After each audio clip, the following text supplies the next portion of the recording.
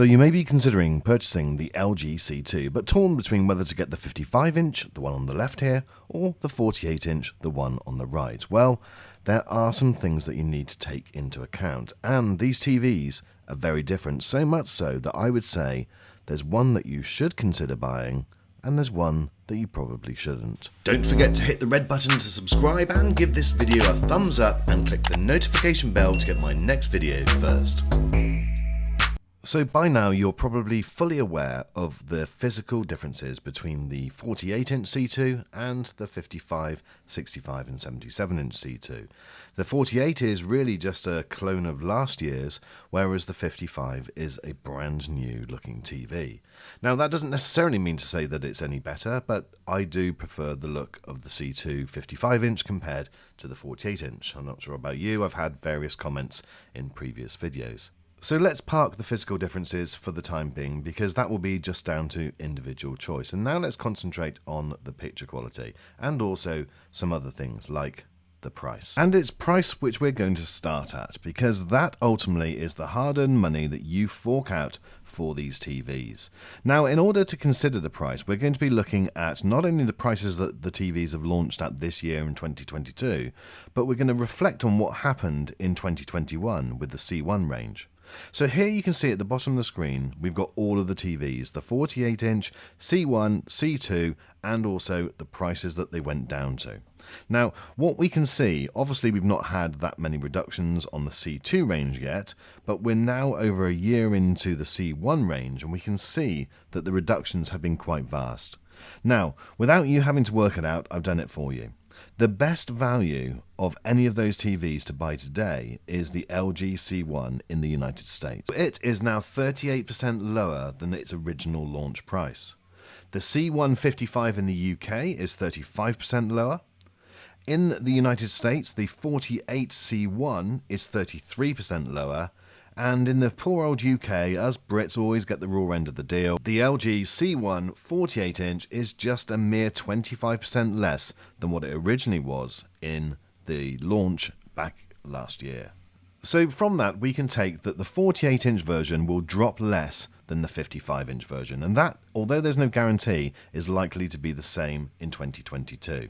So if you're buying your TV now, then you're actually going to probably lose less on buying the 48-inch than what you would do on the 55. However, if you're wanting to wait until the end of the year, then obviously the bigger savings will be made with the 55-inch version.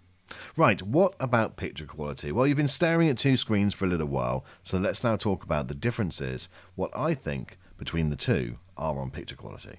So I've had the 48-inch version for a few weeks longer than the 55-inch version, and I thought, if anything, that would be more broken in, so to speak, than the 55. But what I've noticed is that the 55 seems to be getting better than the 48, and the brightness seems to be improved, and also the colours seem to be better.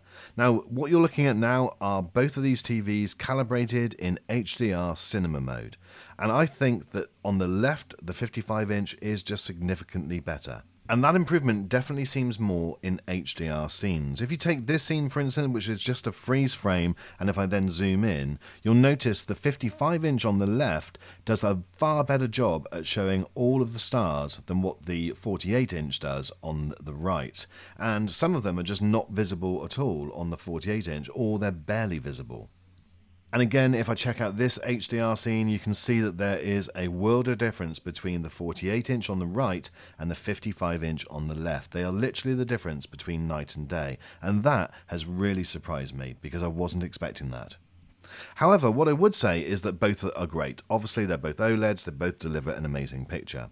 But I'm seeing more improvements on the 55-inch. We always knew from the publicity that LG sent out right before these TVs were released that the 48-inch are limited in terms of their brightness because of the size of the space around the pixels. They just cannot get so bright. Now, obviously, form factor and size is another reason for purchasing a TV, and if you do feel that the 55-inch just doesn't suit your room and the 48-inch is the best for your room, well then, that's probably the one that I would go for. However, I probably would buy last year's C1 and save the money. Okay, so let me summarize now my thoughts on these two TVs. What I would say is if you're playing games or watching just standard TV, for the majority of the time you will not notice that much difference between the 55 and the 48 inch. But when you're really putting this TV to the test, when it's in those dark scenes in HDR mode, well, that's when you see the biggest difference. And for me, that's worth spending the extra money and getting the C2 55 inch rather than the smaller one. And obviously there's that question of price. We did the comparison earlier in this video so you can see where the prices of these TVs may go, and depending on when you're watching this video, how much are the TVs now. I will leave latest price links in the description to help you out there so that you can check for yourself. But for me, the clear winner is the C2 55 inch. It does incredibly well in that HDR content, and that for me is what I'm drawn to. Thanks for watching this video as always, my friends. I look forward to seeing you on the next.